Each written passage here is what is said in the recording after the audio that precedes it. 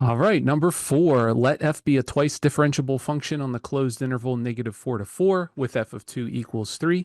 The graph of f prime, the derivative of f is shown. So we have the graph here. What you want to pay close attention to is the fact that this is the graph of f prime, not the graph of f. A lot of students make that mistake.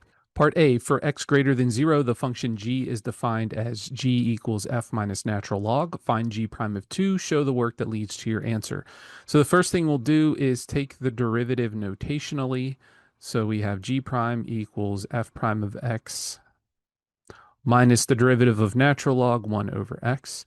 And then we'll substitute 2 in there. So g prime of 2 equals f prime of 2 minus 1 over 2, or 1/2.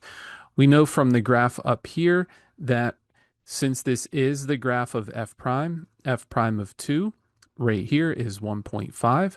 So we know that this is going to equal 1.5 minus 1/2, which equals 1. Pretty straightforward. Part B, find all values of x on the open interval 0 to 3 at which the graph of f has a point of inflection. Give a reason for your answer. Well, a point of inflection occurs when the concavity of f changes, but we don't know what the function f is, but we do have the graph of the derivative, and the second derivative shows up as the slope of the first derivative. So the second derivative is going to change sign when the first derivative's graph changes direction. So you could see that that happens 3 times. But be careful because the interval that we're looking at is from 0 to 3 only. So from here to here. And you could see you have exactly 1 point where the graph of f prime changes sign, or f prime has a relative extrema, and that would be where the second derivative changes sign at x equals 1, and therefore f has an inflection point at x equals 1. Then we need to just put that in a concise sentence. X equals 1 only because f prime has a relative extrema at x equals 1, and therefore f double prime changes sign at x equals 1, making it an inflection point for the graph of f. Hey there, I hope you're enjoying this video. If so, please give it a like. It helps out the channel, and it's completely free. Part C, for -4 to 4, on what open intervals, if any, is the graph of f both increasing and concave down? Give a reason for your answer. Well, f is going to be increasing if the first derivative is positive, and concave down if the second derivative is negative. Now keep in mind here, all we have is the graph of the first derivative. So remember that the second derivative shows up on the graph of the first derivative as the slope of the first derivative. So what that means is we're going to be looking for points on the graph where f prime itself is decreasing. So this means that f prime has to be positive, and this means that f prime would have to be decreasing. So we're looking for the interval or intervals where f prime is both positive and decreasing. We go back up to the graph here. The graph is positive for most of the time, but it's only decreasing in 2 spots, from -4 to 3 and from 1 to 3. But only from 1 to 3 is f prime both positive and decreasing. So the original function f must be increasing and concave down. So we'd say f is increasing and concave down on the interval 1 to 3 only because f prime is positive and decreasing on this interval. Hey, thanks for watching into this far.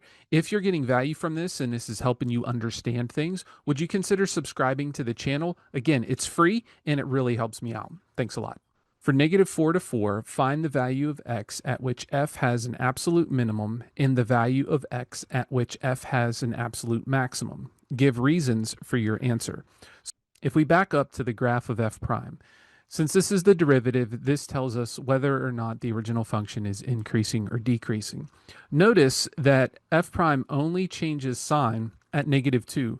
That means f is decreasing before -2 and f is increasing after -2.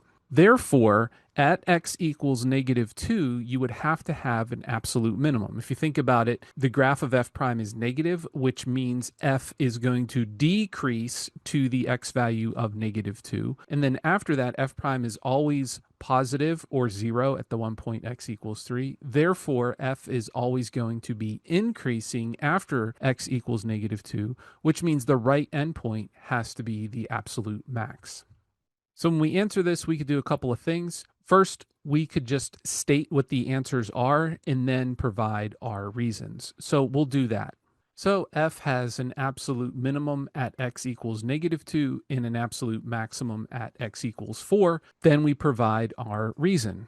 Because f changes sign only at x equals -2 and f prime changes from negative to positive at x equals -2, therefore x equals -2 is the absolute minimum.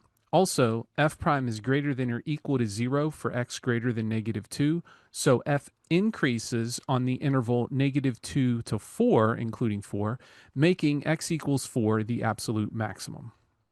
All right, that's it for this one, guys. Let me know in the comments which part was most confusing for you, which part was easiest, and did this video help anything click for you? All right, take care.